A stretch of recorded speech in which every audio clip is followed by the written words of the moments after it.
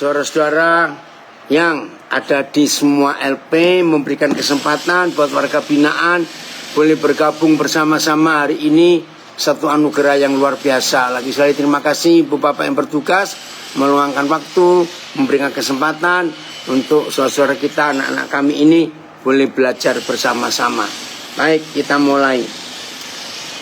Tema kita hari ini, bagaimana kita bisa menang, bagaimana kita selalu bersyukur, bagaimana kita bisa menanggapi setiap masalah atau badai yang terjadi di hidup kita.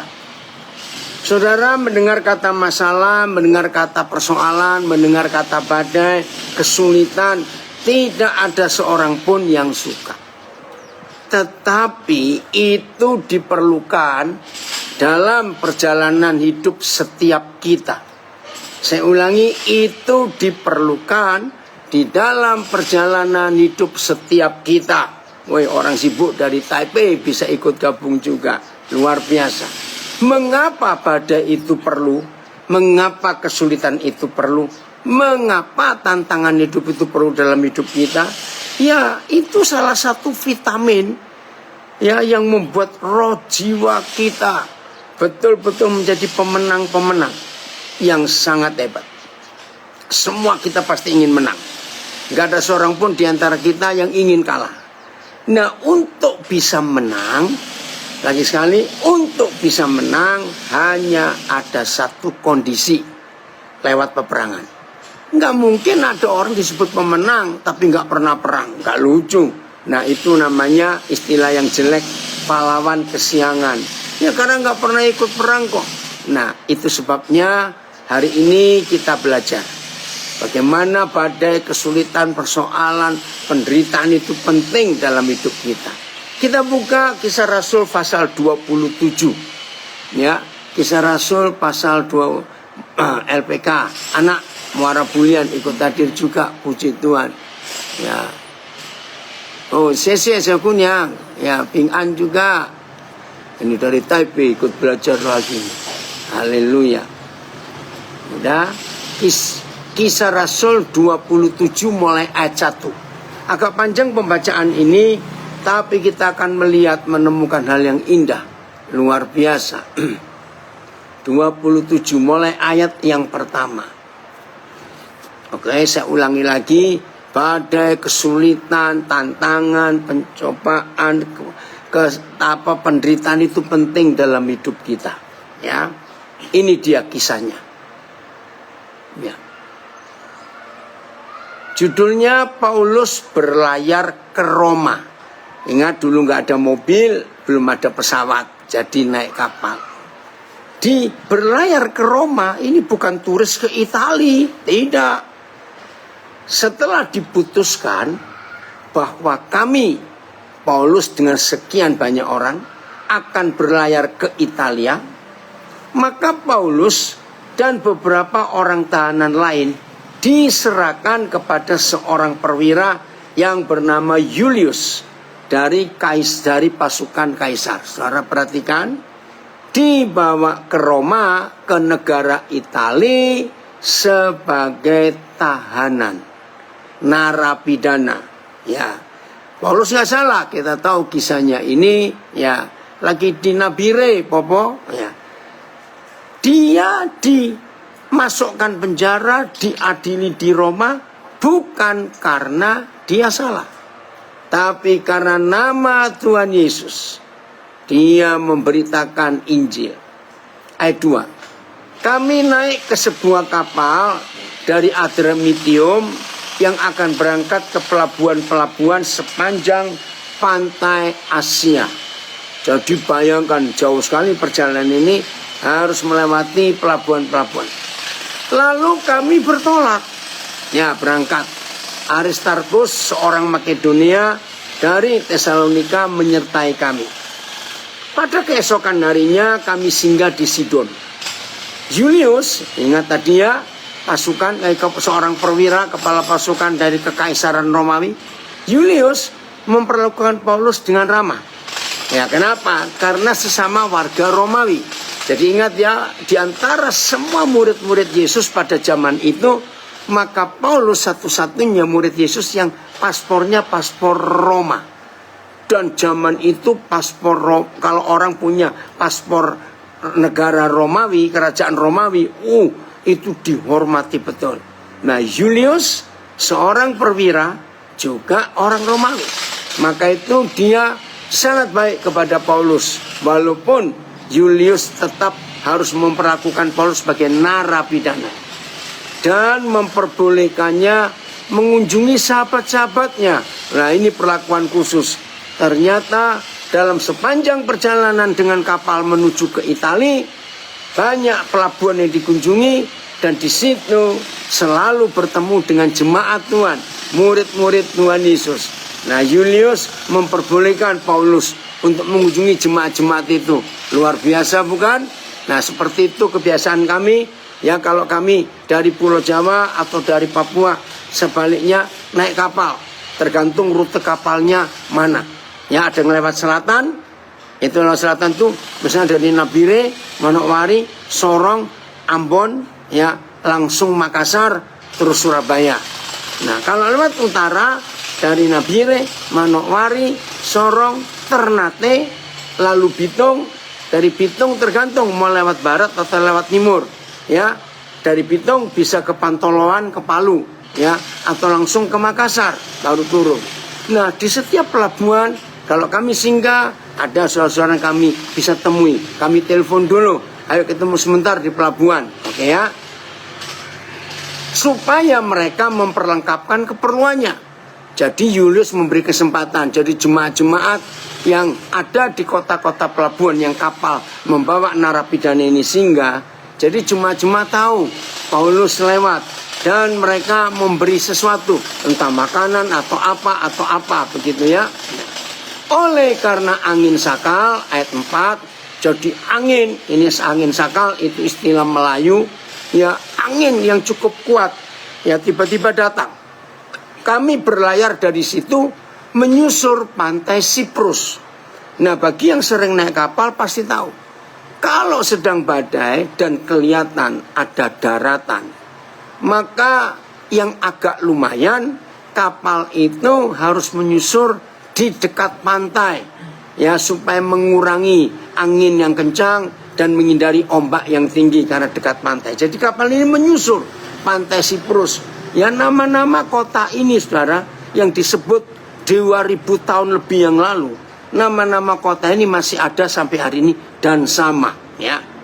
Dan setelah mengarungi laut di depan Kilikia dan Pamfilia, cari nanti di peta, sampailah kami di Mira di daerah Likia ya. Di situ perwira kami menemukan sebuah kapal. Phil, naik lagi Phil.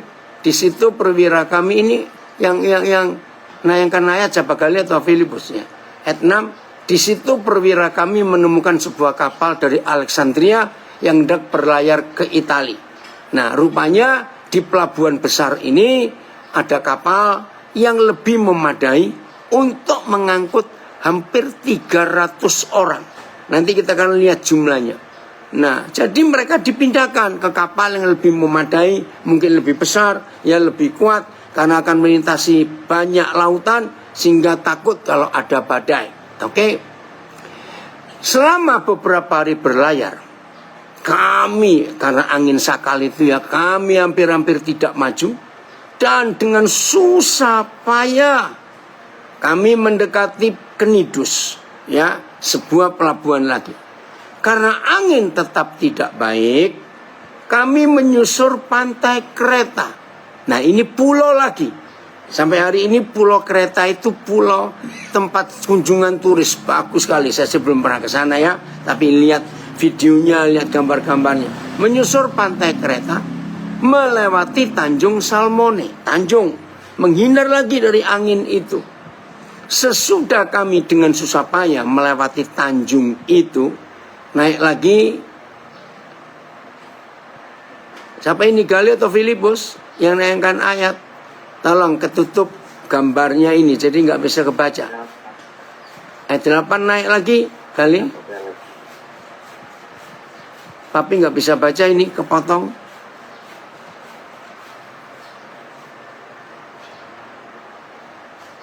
Maaf, sabar sebentar. Kenapa kok macet? Ya, loh, hilang. Maaf. Shalom, Pak Tarung Alfianus. Ya, sabar dulu ya.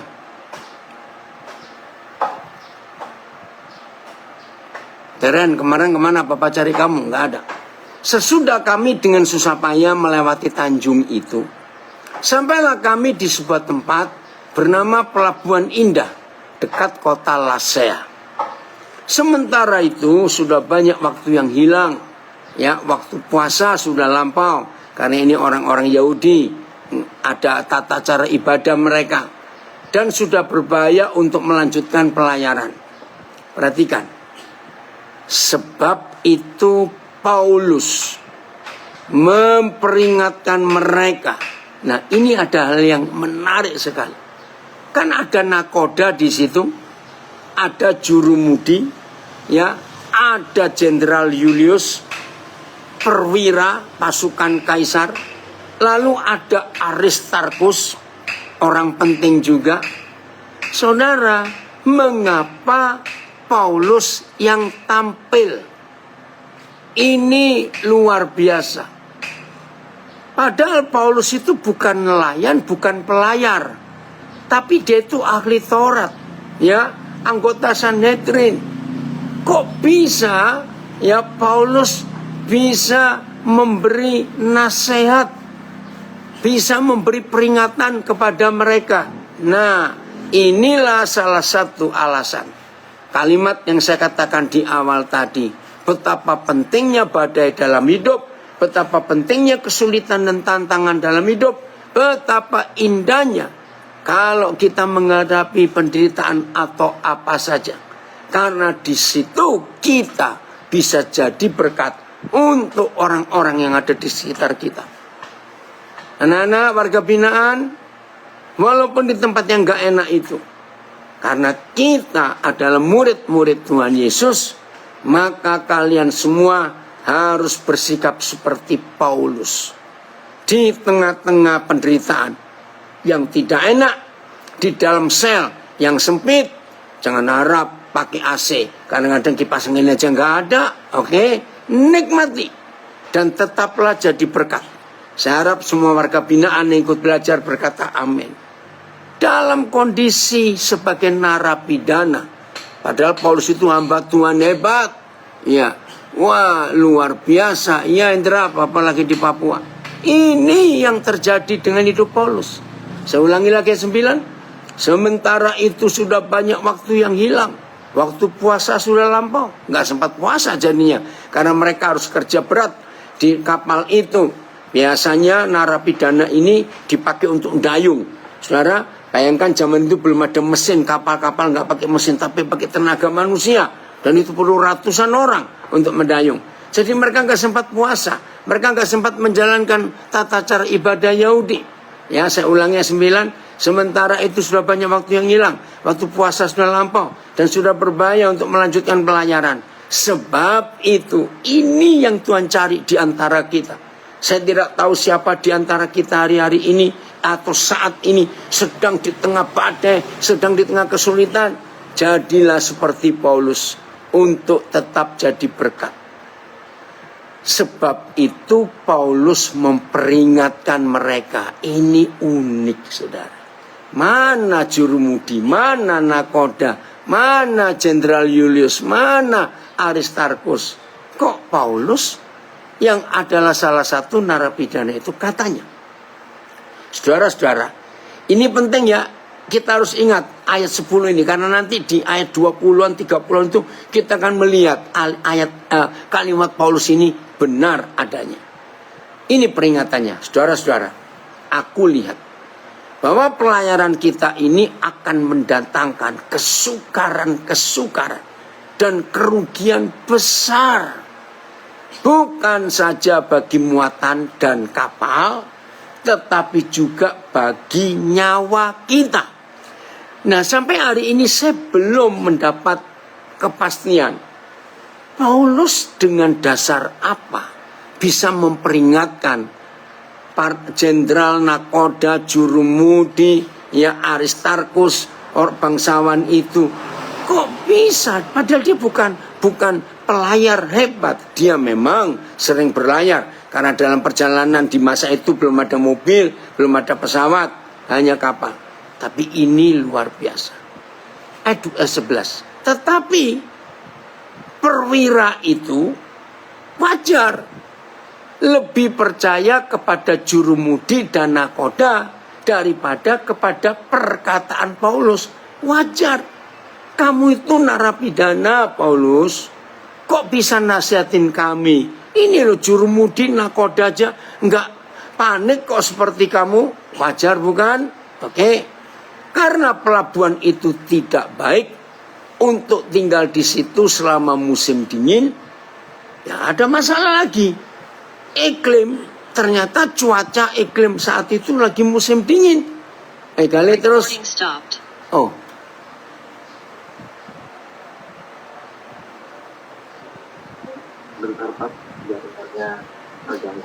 Oh ya, oke.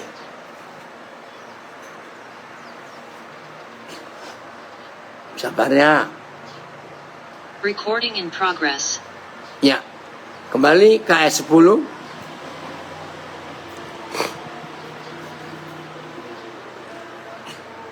Sabar dulu. Ya. Ayat berapa tadi ya? Oh, ayat 12. Maaf, ayat 12.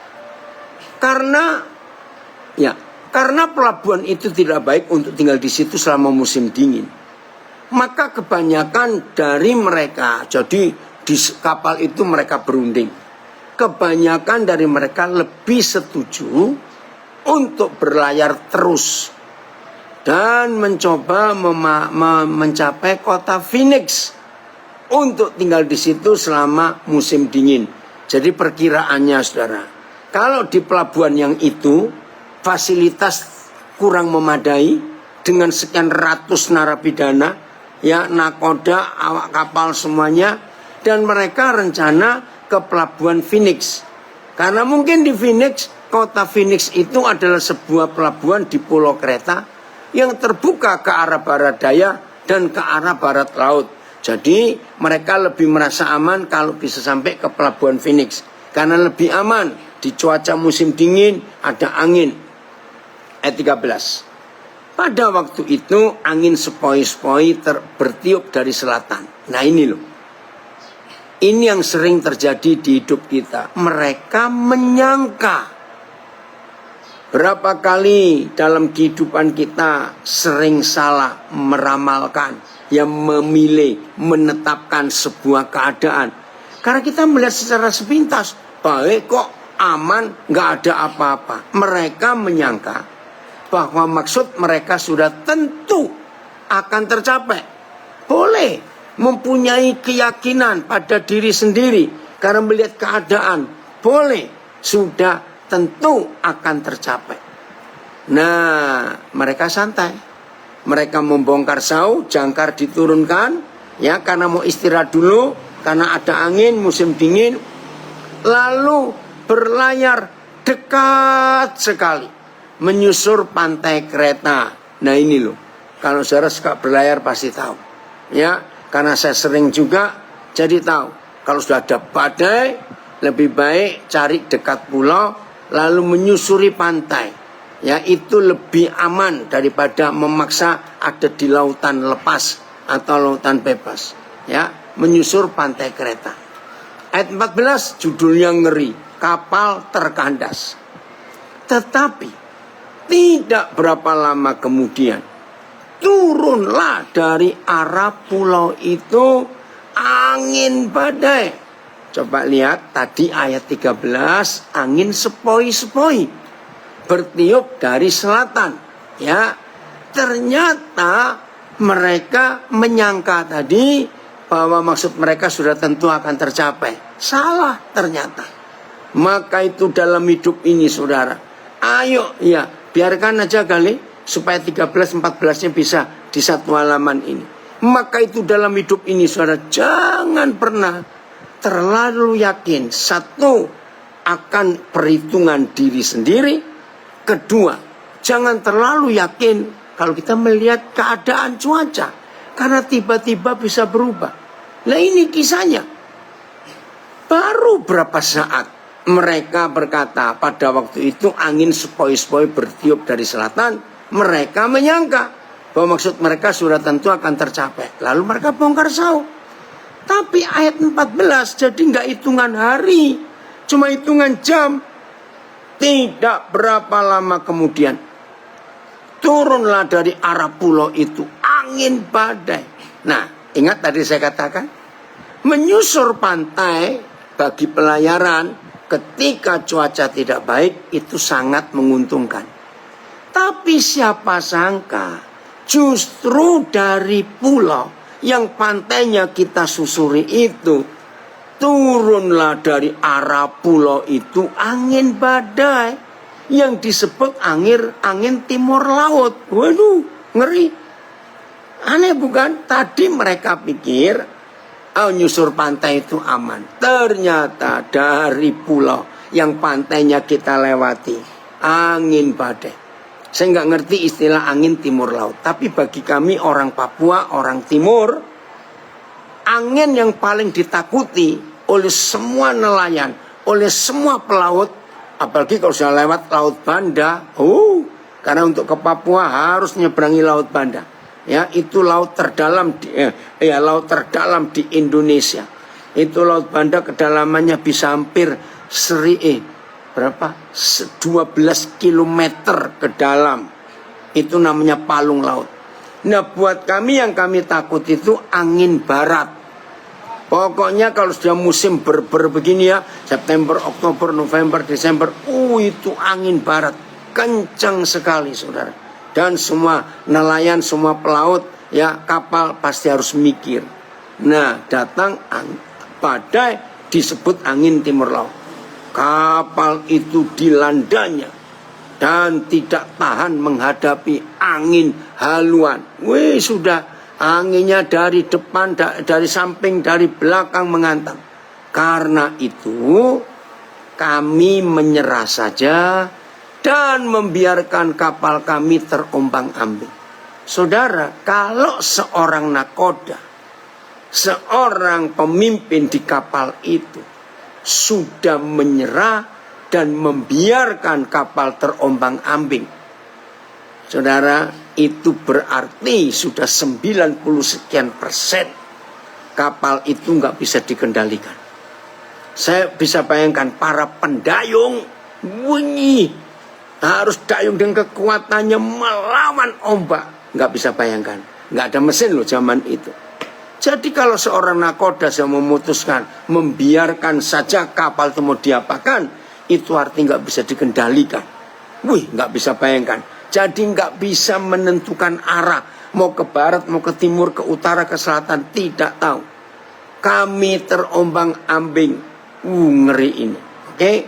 Kemudian ayat 16, kami hanyut sampai ke pantai sebuah pulau kecil bernama Kauda. Ini pun masih ada pulau Kauda itu sampai hari ini. Dan di situ dengan susah payah kami dapat mengatasi sekoci kapal itu. Bedakan loh, sekoci itu adalah kapal perahu-perahu kecil yang selalu disiapkan di semua kapal untuk kalau dalam keadaan bahaya, kapal besar yang nggak bisa dikendalikan, maka semua penumpang harus masuk ke sekoci itu. Jadi kalau mereka sudah bisa menguasai sekoci, ini betul-betul sudah tinggal sekian 1-2% aja harapan hidup. Karena sekoci sudah disiapkan. Dan setelah sekoci itu dinaikkan ke atas kapal, mereka memasang alat-alat penolong. Dengan meliliti kapal itu dengan tali, bisa bayangkan. Kapal di tengah laut diikat pakai tali, bagaimana caranya? Nggak ngerti. Dan karena takut terdampar di beting sirtis, ini artinya ada karang yang nggak kelihatan di permukaan. Tapi kalau sampai ini kena tabrak, jebol lambung kapal itu. Karena ini karang. Mereka menurunkan layar dan membiarkan kapal itu terapung-apung saja. Bayangkan, sudah nggak ada harapan. Sudah terserah dah. Mau dibawa kemana, terserah. Wih, ngeri. Karena ayat 18, karena kami sangat hebat diombang-ambingkan. Kali naik lagi. Kali. Halo Kali, kemana? Papi nggak bisa baca ini, ketutup ayatnya. Sebentar Pak, jaringannya. Oh, jaringannya. Recording stopped. Aduh. Ya, sabar dulu ya. Atau ada siapa yang bisa gantiin? Karena sinyalnya di tempat Gali ada gangguan. Oke, nyambung lagi. Ya.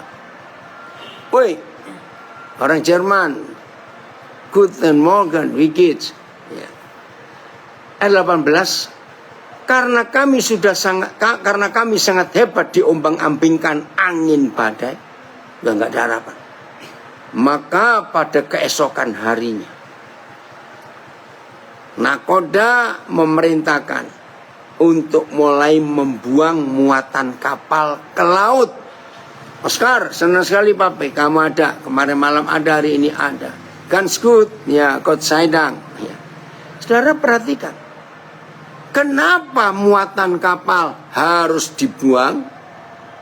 Supaya ancaman tenggelam, ya, ancaman tenggelam tidak bisa terjadi dengan cepat. Karena kalau kapal itu berat, tenggelamnya cepat. Jadi mereka harus buang. Ya, oke, terima kasih Pak Fidur Rahman. Ya, mengeluarkan kembali 2718 itu. Nah, dia ini sering naik kapal juga. Oke. Jadi kalau muatan kapal sudah dibuang, bahaya makin dekat untuk mereka alami. Mari semua kita yang sedang belajar saat ini, kita sedang tidak ada di sebuah kapal, tapi kita ada di rumah, ada di LP, ada dalam situasi apa, mungkin juga ada yang di kafe. Tapi membaca kisah Paulus seseru ini, kita bisa ikut merasakan, bukan? Bagaimana suasana di kapal itu. Sudah menyerah saja, diombang-ambingkan angin badai. Sekarang muatan kapal dibuang ke laut supaya nggak terlalu cepat, kalau tenggelamnya itu masih lumayan. Dan ayat 19, dan pada hari yang ketiga mereka membuang alat-alat kapal dengan tangan mereka sendiri. Artinya begini, lo kemarin kemana? Bapak nggak lihat kamu. Artinya, kalau muatan kapal saja yang dibuang, kapal itu masih bisa jalan karena ada alat-alatnya. Kalau sekarang istilah navigasi. Nah, ini nggak tahu di zaman Paulus itu alat-alat kapal yang model apa yang dibuang dengan tangan mereka sendiri. Artinya saudara, kapal itu sudah mesinnya nggak ada. Kan memang nggak ada mesin, itu tenaga manusia untuk mendayung. Sekarang alat-alat kapal dibuang juga dengan tangan mereka sendiri. Bisa bayangkan bahayanya bagaimana itu. Belum selesai. Ayat 20.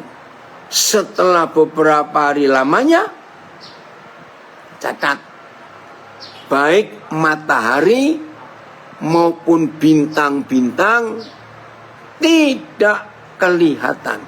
Wih, saudara, kalau saya pulang ke Papua atau berangkat dari Papua ke Jawa naik kapal, maka yang kami paling takut itu dari Sorong, kalau nggak lewat Ambon sampai Makassar. Maka 2 malam 3 hari kami tidak ketemu daratan. Itu di tengah laut semuanya. Ya, ini kalau pokoknya dari Papua ke Jawa atau Jawa ke Papua. Misalnya kalau dari Jawa ke Papua, maka setelah lewat Makassar, kalau lewat selatan, 2 malam 3 hari kami baru ketemu daratan lagi, yaitu Sorong. Atau sebaliknya, kalau kami dari Papua ke Jawa, setelah keluar pelabuhan Sorong, lewat sampai Makassar, itu 2 malam 3 hari. Wah, kami pernah kena badai, kali itu pasti melewati Laut Banda. Puji Tuhan, masih ada sampai hari ini. Kami semua anggota tim. Belum selesai kali. Bayangkan, mereka nggak kelihatan matahari, padahal siang hari. Malam bintang-bintang pun nggak kelihatan. Ayo ya, ini saya mau terangkan yang belum pernah naik kapal supaya tahu. Kalau alat-alat kapal sudah dibuang, maka harapan mereka yang di zaman itu belum ada alat secanggih sekarang, GPS juga belum ada. Maka bintang-bintang itu satu-satunya andalan para nakoda, para pelaut untuk tahu arah barat, timur, selatan, utara mana. Karena nggak ada navigasi. Dan malam, kalau bintang nggak ada, hilang, nggak tahu ada di mana. Lihat ayat 20, saya ulangi lagi. Setelah beberapa hari lamanya, baik matahari maupun bintang-bintang tidak kelihatan. Dan angin badai yang dahsyat terus menerus mengancam kami. Bayangkan ini. Wah, woi, orang hebat dari Brisbane. Ya. Sudah nggak kelihatan matahari dan bintang sudah beberapa hari. Angin terus mengancam. Akhirnya putuslah segala harapan kami untuk dapat menyelamatkan diri. Coba ulangi lagi tadi. Muatan kapal dibuang, kapal dililiti tali, lalu badai terus terjadi, alat-alat kapal dibuang juga. Jadi mereka berlayar tanpa arah, tergantung angin ombak mau bawa kemana. Akhirnya putuslah segala harapan kami untuk dapat menyelamatkan diri. Ngeri ini. Ayat 21. Ini hebatnya Paulus. Maka itu kalau kali memilih tema ini, ayo semua kita yang sedang hidup dalam badai, di tengah badai, diancam oleh badai, yang berat sekali dalam hidup, percayalah Tuhan akan tolong. Dan karena mereka beberapa hari, beberapa lamanya tidak makan, bagaimana mau makan? Semua muatan kapal dibuang, alat kapal dibuang. Mabuknya sudah nggak karuan ini. Berdirilah Paulus di tengah-tengah mereka dan berkata, dalam nama Yesus, siapapun kita yang sedang ikut belajar via Zoom, YouTube, Facebook, Instagram, rekaman audio, siapa saja, bersikaplah seperti Paulus. Berdirilah Paulus di tengah-tengah mereka. Kata Paulus berdiri di tengah mereka, ini menunjukkan Paulus itu pemimpin. Ingat di awal tadi ada nakoda, ada jurumudi, ada Jenderal Julius, ada bangsawan Aristarchus. Keempat mereka nggak muncul, pasti sedang teler, mabuk. Maaf, istilah kami yang di timur ini, kalau sudah kena ombak begitu badai, maaf ini ya maaf. Maka kami pakai istilah, kalau maaf ya, nggak enak ini kedengarannya. Kalau sudah kena badai dan muntah kuning, Hendra maafkan papa ini, ya nanti kamu bisa sampai Bandung ya, percaya. Kalau kami, maaf, istilah kami sudah muntah kuning, itu istilah, ya, itu artinya perut sudah nggak ada isinya apa-apa lagi. Ngeri saudara. Kalau sudah kena badai, lalu kami istilah muntah kuning, aduh, ngeri sekali. Lanjut, Gale, belum selesai. Ini yang terjadi. Paulus berdiri menjadi penasehat, menjadi pemimpin. Jadi saat yang genting, saat yang bahaya itu ternyata bukan nakoda, bukan jurumudi, bukan jenderal, bukan bangsawan Aristarchus, tapi Paulus. Ya, saya ulangi ayat 21. Dan karena beberapa lamanya tidak makan, berdirilah Paulus di tengah-tengah mereka dan berkata, sebentar Gale, ini rekamannya jalan nggak? Gale?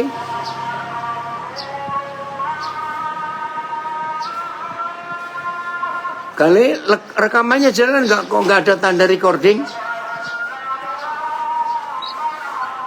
Recording in progress. Nah ini, ulangi lagi berarti ini. Hah? Ya, coba ulangi. Ayatnya keluarkan kali. Makan. Ini saudara yang lagi kerja. Coba makanan. Nanti makan di sana. Oh ya, ya udah. Kalau gitu saya ulangi lagi dari ayat berapa tadi ya? Bentar. Jangan terlalu jauh. Tadi mulai sebentar. Oh, turun lagi kali, turun lagi. Turun 18 coba. Supaya nggak kepotong. 18 coba 18.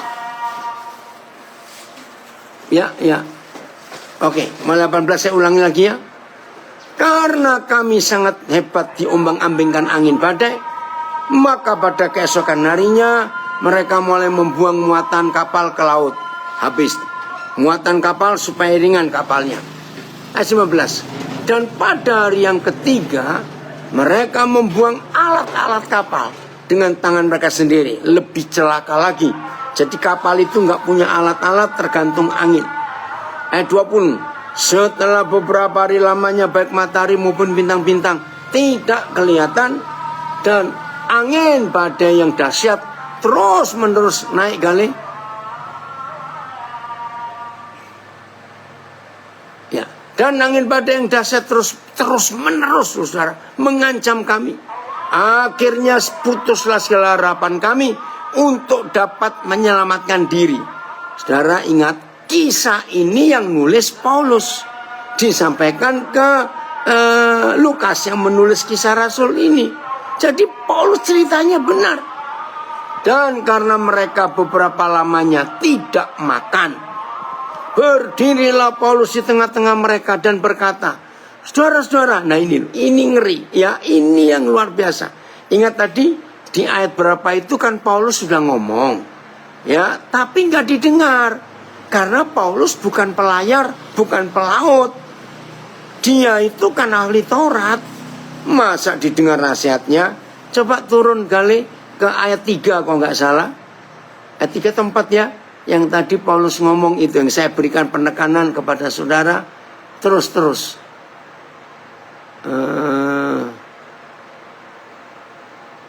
Mana? Yang Paulus nasihati itu loh. Pelan-pelan, mana? Terus ayat 8 coba, 8, 9. Ya. Ayat 10. Oh 10, terima kasih. Wah hebat ya, ayat 10. Oh ayat 9 dulu ya. Sementara itu sudah banyak waktu yang hilang, waktu puasa sudah lampau, dan sudah berbahaya untuk melanjutkan pelayaran. Sebab itu Paulus memperingatkan mereka, katanya, saudara-saudara, aku lihat bahwa pelayaran kita ini akan mendatangkan kesukaran dan kerugian besar. Bukan saja naik kali, bukan saja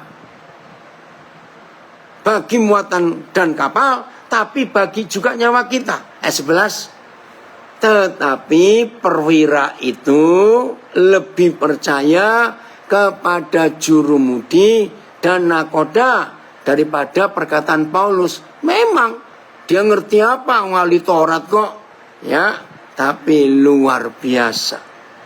Langsung kan Paulus udah ngomong toh. Nah ayat 20 berapa tadi? 22 ya, 22. Ayo semua kita yang di luar maupun yang di dalam, jadilah seperti Paulus di tengah badai seberat apapun. Ya, 20-an masih 20-an, terus 23, belum 21 berarti. Ya, saya ulangi. Dan karena mereka beberapa lamanya tidak makan, berdirilah Paulus di tengah-tengah mereka dan berkata, saudara-saudara, jika sekiranya, ini ayat 10 tadi, jika sekiranya nasihatku dituruti, ingat tadi ya, supaya kita jangan berlayar dari pulau Kreta, kita pasti terpelihara dari kesukaran dan kerugian besar ini. Hebatnya Paulus yang hidup dipimpin oleh Roh Kudus, hidup yang selalu jadi berkat karena kuasa Injil bekerja di hidupnya. Terus gimana dong? Sudah nggak ada harapan lagi. Mereka sudah terlanjur lari jauh. Ya, amin. Betul, ada komen bagus. Paulus hamba Tuhan yang memiliki integritas, jenius, dan berjiwa patriotisme, sehingga tahanan tetap berjiwa, sebagai tahanan pun tetap berjiwa besar, berani mengambil sikap, berani menyampaikan ide-idenya sekalipun tidak didengar. Amin. Ini luar biasa ya. Oke, ada komen lagi. Dalam hidup kita pun kadang terasa hidup ini serasa terombang-ambing.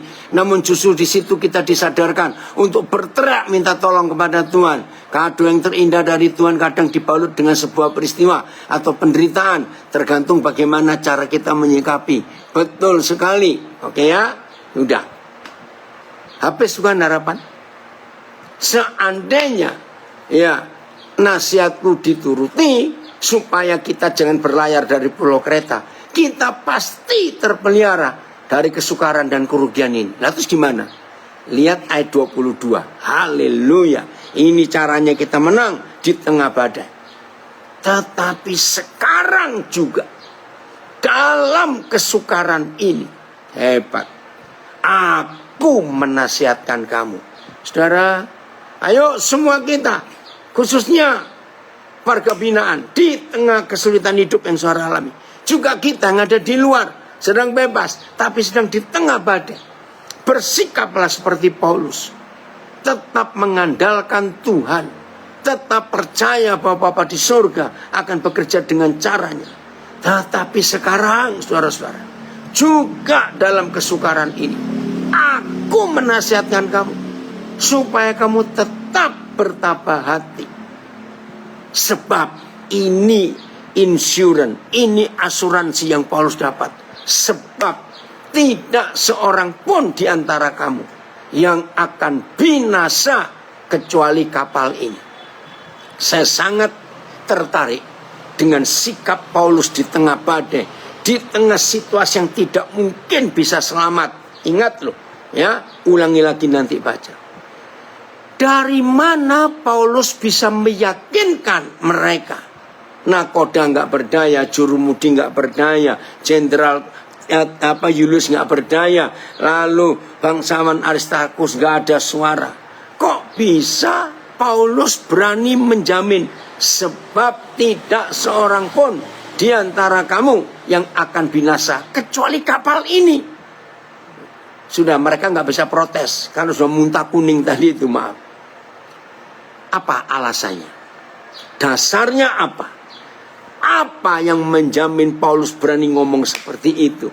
Lihat ayat 23. Karena, nah kata karena ini yang kita akan menemukan hal yang luar biasa. Karena tadi malam seorang malaikat dari Tuhan, yaitu dari Tuhan yang aku sembah sebagai miliknya, berdiri di sisiku. Saudara, kalau dikatakan tadi malam seorang malaikat dari Tuhan, berarti Paulus tidak tidur. Ya, bagaimana bisa tidur? Ombak begitu besar, enggak makan berapa hari. Berarti Paulus sedang bersekutu dengan Bapa di surga. Maka itu Papa adalah seorang malaikat.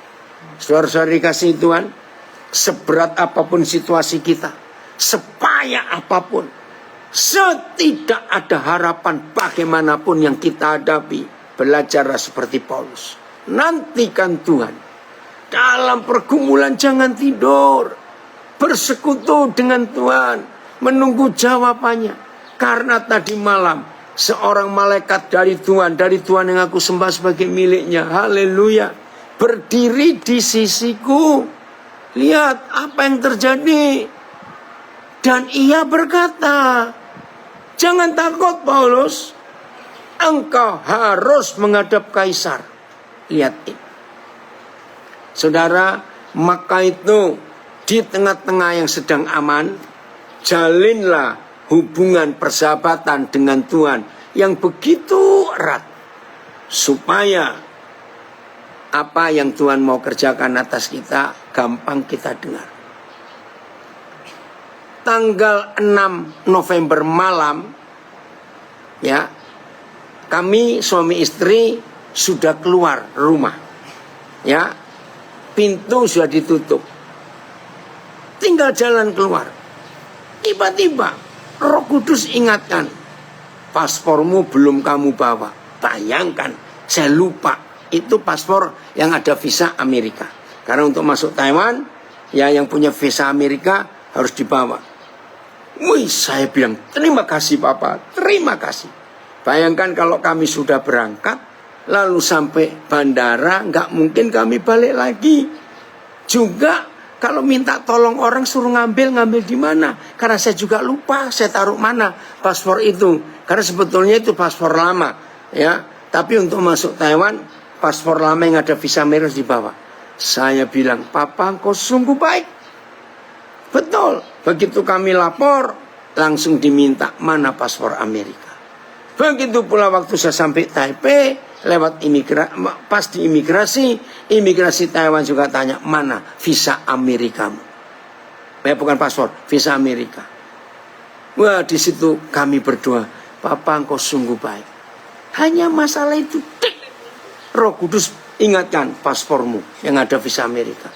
Nah, maka itu ayo belajar lapas kelas MBL Maluku ini ya harus keluar. Oke. Ya, jadi tadi malam seorang malaikat dari Tuhan, yaitu dari Tuhan yang aku sembah sebagai miliknya, berdiri di sisiku. Dan ia berkata, ayo kita pegang jaminan ini, firman Tuhan. Ia berkata, jangan takut Paulus, engkau harus menghadap Kaisar. Dan sesungguhnya oleh karunia Tuhan, maka semua orang, catat, yang ada bersama-sama dengan engkau di kapal ini akan selamat karena engkau. Haleluya. Ini loh intinya. Kalau Tuhan izinkan saudara dan saya menghadapi badai, saya ulangi, kalau Tuhan mengizinkan, ya makasih, ini anak saya hebat dari Medan, assalamualaikum, memberi dorongan, tetap sehat Pak, makasih nak.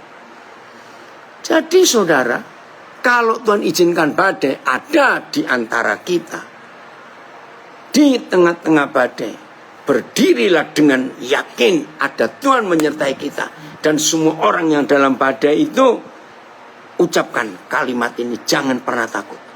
Jadi jaminannya, dimanapun kita berada, dalam situasi kondisi seberat apa, separah apa, ternyata Tuhan akan membuat kita menjadi penyelamat buat orang-orang yang ada di sekitar kita.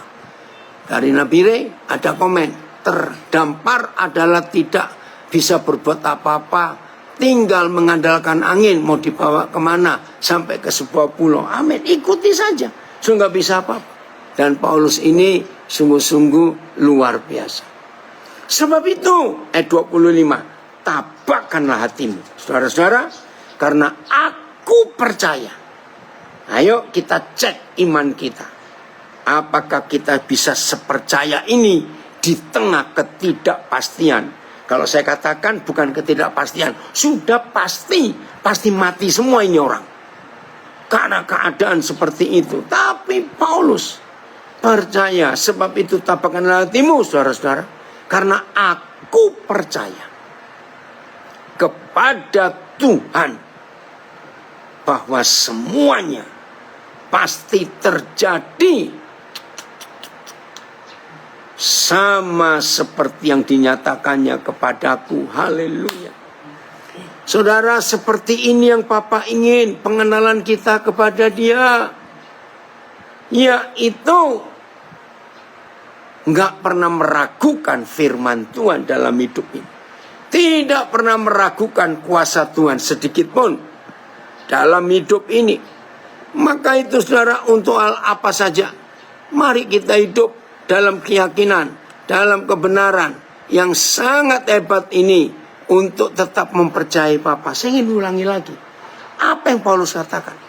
Sebab itu tabakkanlah hatimu, saudara-saudara, karena aku percaya kepada Tuhan bahwa semuanya pasti terjadi sama seperti yang dinyatakannya kepadaku. Yakinkan itu. Terima kasih Bapa untuk yang luar biasa. Ayat 26. Namun kita harus mendamparkan kapal ini di salah satu pulau. Sudah, kapalnya nggak bisa dibawa lagi karena nggak ada alat-alat, nggak ada muatan, nggak ada apa-apa. Aduh, istilah kapal gundul itu nggak bisa. biar aja kapal ini hancur. Nah, sekarang waktunya dikasih tahu. Ayat 27, malam yang ke-14 sudah tiba. Wah, ini gila, ini 2 minggu saudara. 14 malam. Dan kami masih tetap terombang-ambing di Laut Adria. Sudah 14 malam masih terombang-ambing. Tetapi kira-kira tengah malam, anak-anak kapal merasa, ini hebatnya naluri orang laut ya, pelayar, bahwa mereka telah dekat daratan. Nah ini saudara, yang bukan orang laut nggak bisa tahu berapa jauh daratan, tapi yang sudah biasa di laut, sudah dekat daratan ini ya. Lalu mereka mengulurkan batu duga ya untuk mengukur kedalaman. Ya, dasarnya berapa dalam lagi. Itu batu duga, alat sederhana di zaman itu. Dan ternyata air di situ 20 depa dalamnya. Ya, jadi sudah dangkal sekali. Setelah maju sedikit, mereka menduga lagi, mengukur lagi, dan ternyata 15 depa. Ya, depa itu satu, kalau rentangan tangan kita, ya kita keluarkan, nah itu depa istilahnya ya, dari ujung jari tengah sebelah kanan sampai ke ujung jari tengah sebelah kiri, itu ya. Ayat 29. Dan karena takut bahwa kami akan terkandas di salah satu batu karang, ya jadi bahaya. Kalau sudah dekat daratan, airnya sudah dangkal, nggak boleh terus maju. Karena kalau begitu kena karang, habis. Pasti bertengger di karang itu, kapal nggak bisa jalan. Atau yang kedua, hancur karena batu karang. Mereka membuang sau di buritan. Ya, jadi di bagian kapal, belakang kapal, jangkar diturunkan supaya nggak terombang-ambing. Dan kami sangat berharap, mudah-mudahan hari lekas siang, cepat siang, matahari terbit, ada harapan. Akan tetapi, nah ini dia, anak-anak kapal berusaha untuk melarikan diri dari kapal. Wajar, mereka mau menyelamatkan diri dulu, lari, karena pikir bisa berenang sampai di pantai. Mereka menurunkan sekoci dan berbuat seolah-olah pura-pura ini. Mereka hendak melabuhkan beberapa sau di haluan. Karena itu Paulus berkata kepada perwira dan prajurit-prajuritnya, kembali untuk ketiga kali Paulus berdiri sebagai orang hebat, sebagai penyelamat, sebagai orang memberi harapan, memberi semangat. Inilah sikap Paulus. Maka itu kalau kita sedang di tengah badai saat ini, semua mabuk, semua nggak ada harapan, ayo kita berdiri seperti Paulus yang punya keyakinan ada Tuhan yang menyertai. Karena itu Paulus berkata kepada perwira dan prajurit-prajuritnya, jika mereka tidak tinggal di kapal, kamu tidak mungkin selamat. Ini nggak masuk akal. Justru selamat itu kalau meninggalkan kapal, karena kapalnya mau tenggelam. Tapi Tuhan menyuruh Paulus, jangan tinggalkan kapal, karena kamu malah nggak selamat. Lalu prajurit-prajurit itu memotong tali sekoci dan membiarkannya hanyut. Tobat ini saudara. Jadi para anak kapal ABK itu mau menyelamatkan diri pakai sekoci. Lalu para prajurit taat kepada nasihat Paulus, tali-tali sekoci dipotong, lalu skocinya hanyut di laut. Nah, mereka bingung, nggak bisa lari, mau berenang pun nggak tahu karena masih malam. Berapa jauh dari daratan nggak bisa lihat. Ketika hari menjelang siang, haleluya, Paulus mengajak semua orang untuk makan. Katanya, ini yang keempat kali Paulus menjadi penyelamat. Ya, hitung lagi. Ya, 4 kali ini, keempat kalinya ya. Sudah 14 hari lamanya kamu menanti-nanti saja, menahan lapar dan tidak makan apa-apa. Diulangi kembali perkataan ini. Karena itu aku menasihati kamu supaya kamu makan dahulu. Hal itu berkata menasihati ini loh, Sudah berapa kali ini dia mengatakan, padahal nasibnya sama, di kapal yang sama, di tengah masalah yang sama. Tapi Paulus berdiri beda. Karena itu aku menasihati kamu, supaya kamu makan dahulu. Hal itu perlu untuk keselamatanmu. Diulangi lagi. Tidak seorang pun di antara kamu akan kehilangan selai pun dari rambut kepalanya. Haleluya. Paulus mengutip yang Tuhan Yesus katakan. Papa di surga tahu berapa helai jumlah rambut di kepala kita. Ayat 35. Sesudah berkata demikian, ia mengambil roti, mengucap syukur kepada Tuhan di hadapan semua mereka, memecah-mecahkannya, lalu mulai makan. Luar biasa. Saya nggak tahu sisa makanan dari mana Paulus dapatkan. Maka kuatlah hati semua orang itu, dan mereka pun makan juga. Ayat 37. Lihat jumlahnya. Jumlah kami semua yang di kapal itu 276 jiwa. Maka dari angka ini kita belajar tentang kuota surgawi. Berarti satu orang di antara kita mampu menyelamatkan 275 jiwa. Haleluya. Maka itu kalau di suatu situasi kita dipakai Tuhan di tengah badai berat pun bisa menyelamatkan 275 orang. Haleluya. Maka lain kali di situasi yang sama tapi di waktu yang berbeda, saudara dan saya pun bisa menyelamatkan paling sedikit 275 orang lagi. Menang atas situasi kedua. Tuhan izinkan ada badai lagi, situasi ketiga kita hadapi. Jangan takut. Kita diberi kesempatan paling sedikit menyelamatkan 275 jiwa lagi. Selesai situasi ketiga, jangan puas. Nantikan badai yang keempat. Kira-kira ada yang amin gak ya? Kalau ngomong ini, ya. Haleluya. Palembang keluar, oke. Saudara bayangkan. Ini cara Tuhan bekerja. Maka itu jangan takut dengan badai. Nah, kalau kita sudah belajar seperti ini, saya akan ungkapkan satu istilah. Berbahagialah semua kita yang disebut murid-murid Yesus kalau kita ketagihan kecanduan badai. Mau amin silakan. Kalau saya akan amin terus. Karena di tengah badai itu kita menyelamatkan banyak orang. Ayat 38, setelah makan kenyang, mereka membuang muatan gandum ke laut. Ya karena nggak mesti dipakai untuk meringankan kapal itu. Dan ketika hari mulai siang, mereka melihat suatu teluk yang rata pantainya. Jadi datar ya, walaupun mereka tidak mengenal daratan itu. Ini keren. Saudara, suatu saat ketika 14 malam, nggak ada 14 malam kita lewati, matahari nggak ada, bintang nggak ada. Begitu kita melihat daratan, nggak usah ngecek itu daratan yang penghuninya siapa. Nggak peduli kalau penghuninya harimau semua.